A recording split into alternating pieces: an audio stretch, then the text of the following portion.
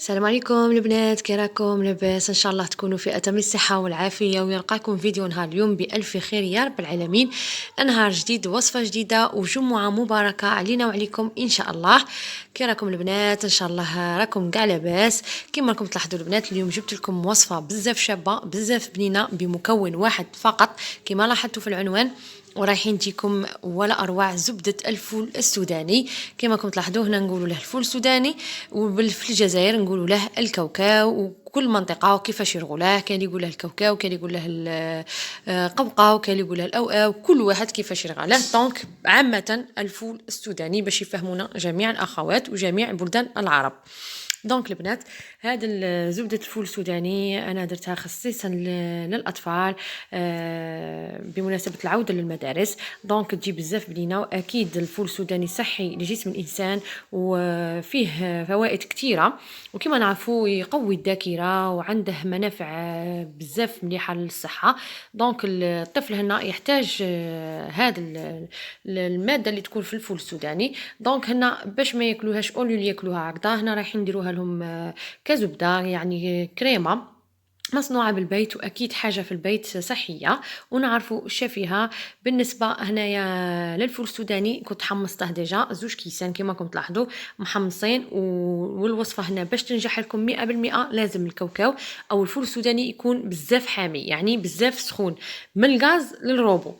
الحاجة الثانية اللي لازم تكون في هذه الوصفة اللي هي الروبو، كما هذا لازم تكون نوعية جيدة تاع الروبو، باش تقعدي تطحني وتعاودي وتحبسي، تطحني وتعاودي وتحبسي كل مرة، باش عاد الفول السوداني يخرج هذاك الزيت اللي فيه، وتولي لكم كريمة ولا أروع بنة، صدقوني هايلة بزاف.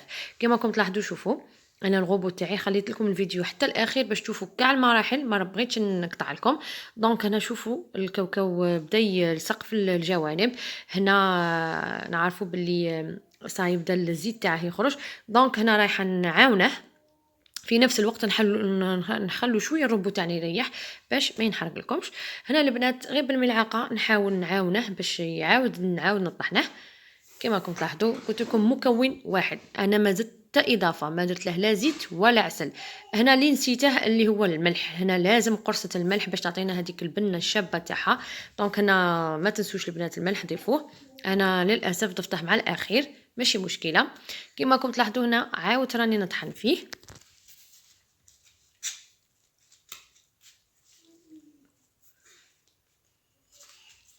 شوفوا البنات، راني مخليت لكم الفيديو باش تشوفوا كاع المراحل. شوفوا فوالا البنات، كيما راكم تلاحظوا غير بالملعقه نحاولوا نساعدوه باش يتعاود يتطحن.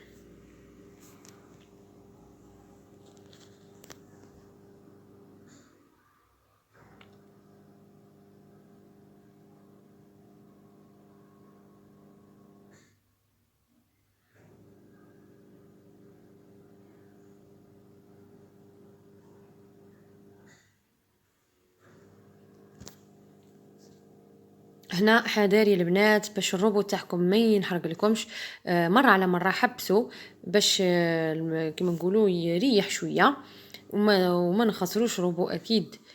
فوالا البنات شوفوا هنايا في الصوره، شوفوا في الفيديو هنا سي بون الكاوكاو تاعنا راح طلق لنا هذيك الماده اللي رانا نحوسوا عليها، الزيت تاعه خرجه. شوفوا ما شاء الله رايح يورلي كريمه كما راكم تلاحظوا بدون ولا اضافه.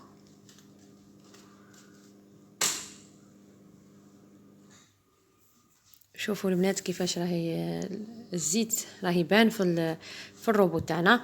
فوالا انا هنا نحبس باش نوريكم.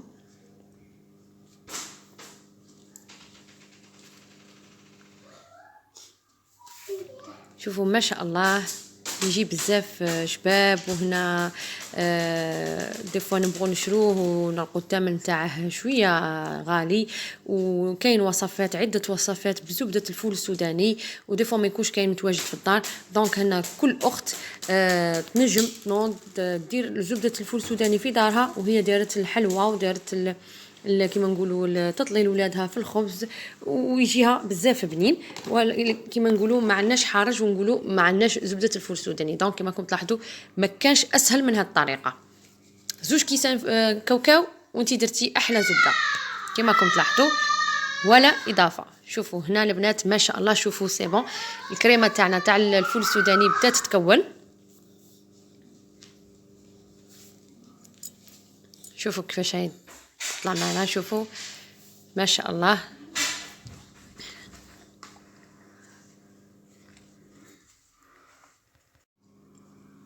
شوفوا البنات، شوفوا فوالا هنا راهي ناجحه 100% الوصفه تاعنا. دونك انا ان شاء الله تجربوها وتنال اعجابكم يا ربي. شوفوا ما شاء الله هنا لازم لكم الصبر باش تنجحوا.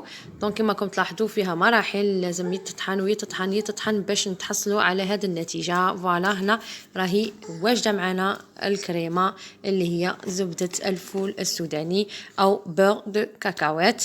شوفوا كيفاش تجي ما شاء الله، جات بزاف بنينه بزاف شابه.